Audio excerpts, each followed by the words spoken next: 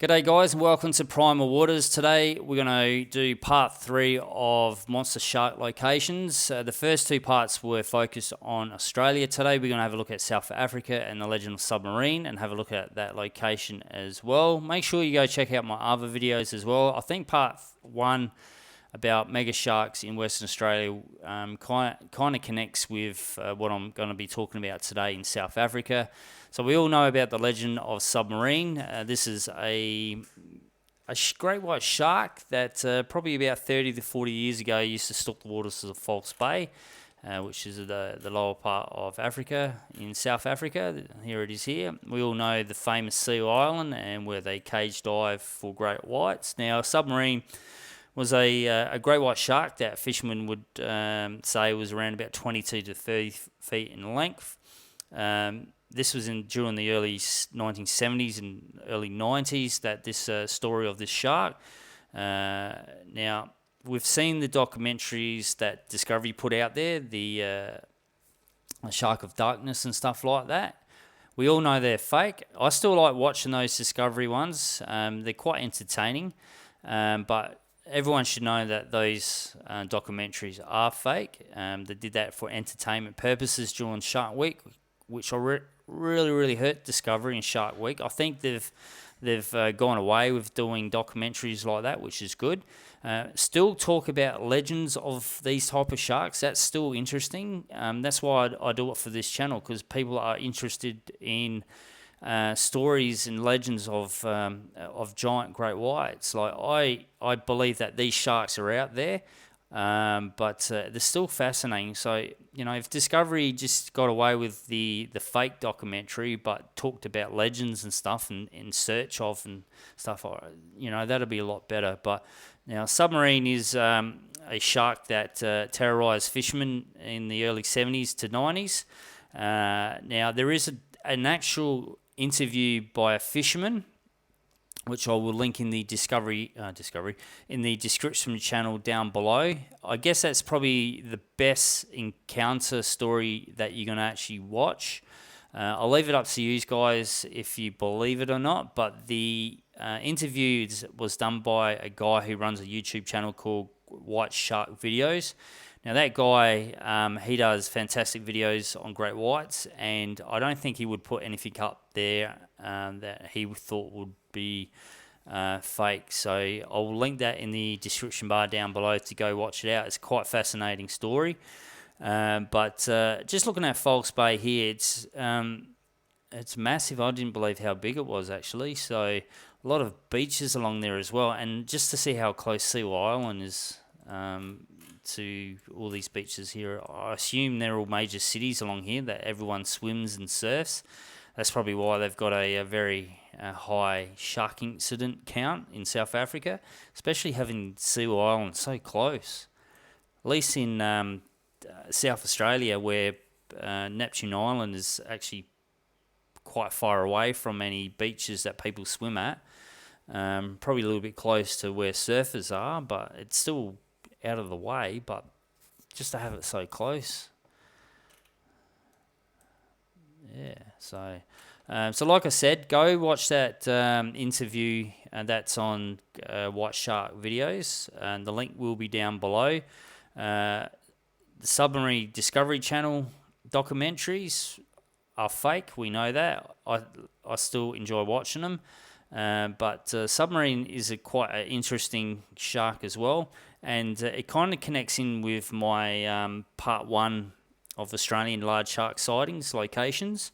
Now, a 30-foot great white shark, early 70s, kind of ties into the large shark spotted in Western Australia in the 70s, 80s as well. And if you have a look at the distance in between South Africa and Western Australia, it's just over 8.6 thousand k's away. Hopefully I got that right. So we'll have a look here. So we've got False Bay down here, Submarine, the legend of Submarine, 30-foot great white shark. And then we come all the way over here to Western Australia. And here we've got the Shark Alpha and the whaler stories of whalers seeing 30-foot great whites as well in the 70s, early 70s as well. So, and we do know that great whites migrate. They go big distances, and it has been recorded before that sharks tagged in Western Australia also make their way over to South Africa as well. So there is a connection there. 70s, 30-foot shark, don't know. That submarine could be a shark that used to stalk the waters in Western Australia as well. And another thing is interesting as well is that a lot of critics talk about why don't we see these sharks, and my argument to that is that in the early 70s, or anyway, a big shark like Submarine was probably a very old shark. We know that great whites can live up to the age of 70 years of age. Now, if they can reach that age, they would be a big shark. And I think most of the big shark sightings that have happened are old sharks. Now, I don't think Submarine is probably around anymore. I think Submarine would have been a fairly old shark. If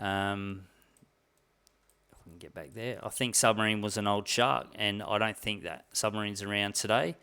But when they started overfishing and actually catching great white sharks and pretty much putting them into a stage of, I guess, nearly extinction, most of the big sharks were hunted, and most of the smaller sharks never got didn't get the chance to grow to be a big shark. So that's why we don't see them around today. And another thing is that I think in the next 20 years, since great whites are protected in most countries, I think in the next 20 years we'll start seeing these big sharks again, and a lot more reports of sharks over 6 to 7 meters in length. So like I said, my argument is that big sharks were once around. They were hunted. Great whites were hunted, and the smaller sharks never got a chance to get to their full length. So